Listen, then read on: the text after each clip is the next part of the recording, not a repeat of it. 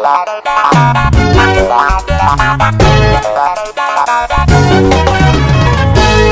number one, Jesus number one, yes. Jesus number one, Jesus number one, only Jesus. Oh, never number two, never number three, in Jesus. Apana number four, apana number five, only Jesus. Oh, yeah, yeah.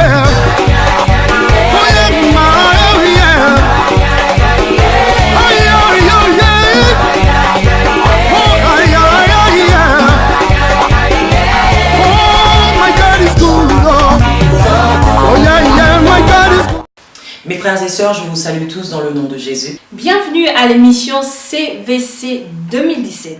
Cette émission sera animée par notre sœur Clarisse. Encore bonjour. Par moi-même, la sœur Nek Malu. Nous avons le plaisir aujourd'hui de vous présenter un homme de Dieu, dit-on, le pasteur Blanchard Kivouila. Il est pasteur à l'église Hébron.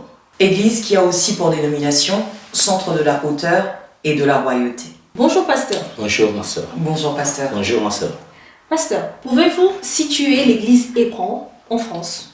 C'est où? Dans quelle région? Église Hébron, nous sommes justement dans la région Picardie, dans le département de l'Oise, dans la ville de Creil. Nous sommes dans la rue 249, rue du Bois de Cérizé, juste en face de l'hôpital Laennec de Creil. Merci pasteur. Nous vous recevons aujourd'hui sur ce plateau pour parler d'une convention qui est organisée dans l'église, qui a pour intitulé Convention Vocation Céleste. Pourquoi ces titres?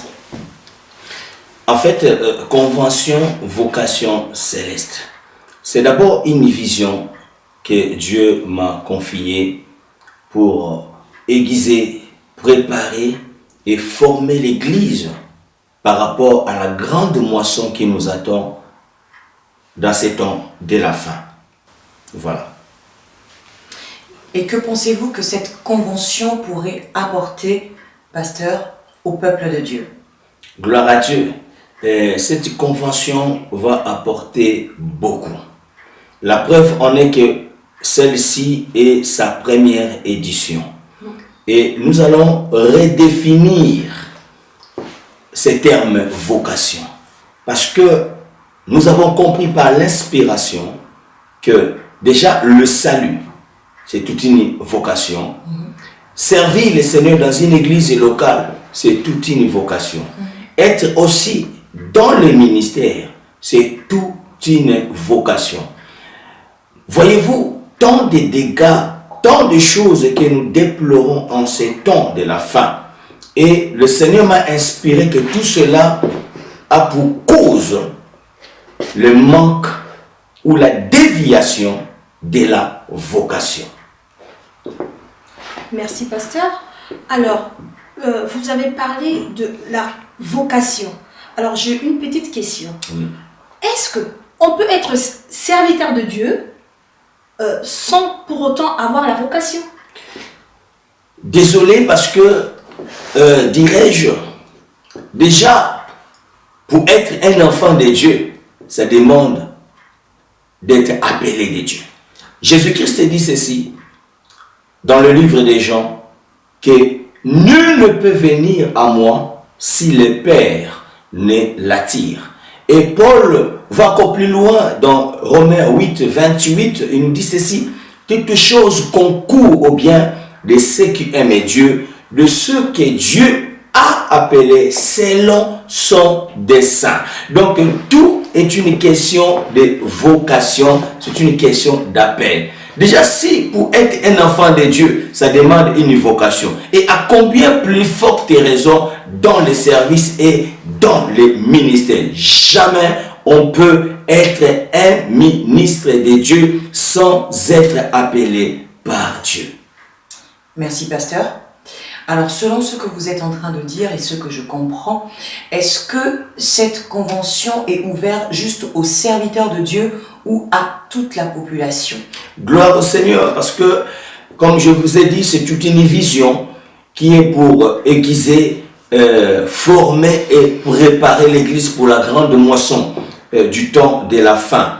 Donc, c'est ouverte à toute personne, déjà aux enfants de Dieu et y compris aux serviteurs de Dieu. Parce que beaucoup vont comprendre si réellement ils ont été appelés par Dieu ou si réellement ils se sont eux-mêmes intronisés dans ces ministères sans avoir la vocation céleste. Et comprenez-vous que même l'enlèvement, c'est toute une vocation.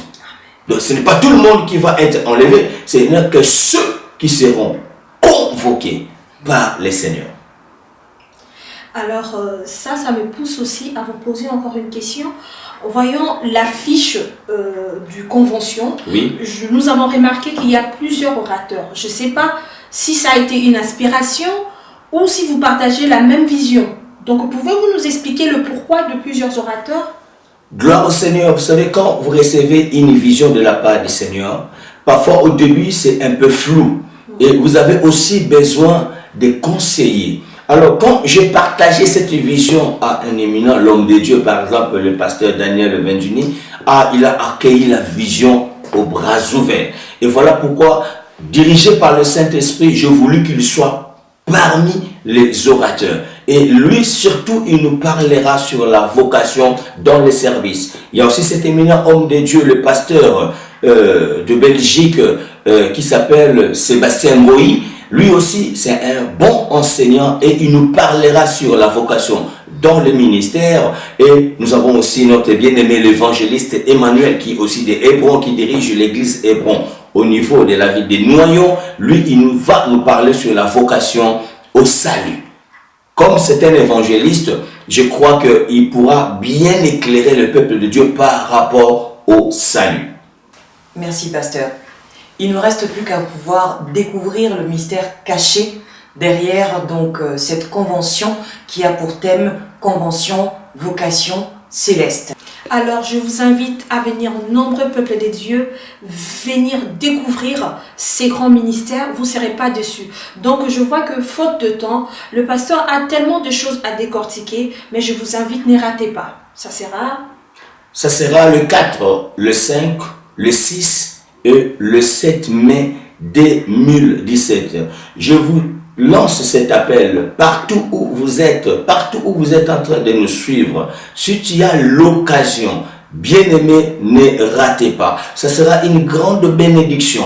Pas seulement pour ta maison, pas seulement pour ta famille, aussi pour ton église que tu es en train de diriger, même pour ton ministère. Il y aura vraiment un vrai bagage spirituel que le Seigneur veut déverser dans votre ministère et dans votre vie. Alors soyez tous le bienvenu dans cette convention Vocation Céleste 2017.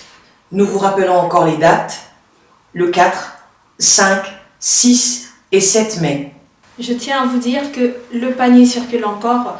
Venez, venez, venez. Venons tous participer à cette convention Vocation Céleste. Merci. Merci. Merci. Que Dieu vous bénisse. Que Dieu vous bénisse. Qu'il vous bénisse. Ta fidélité.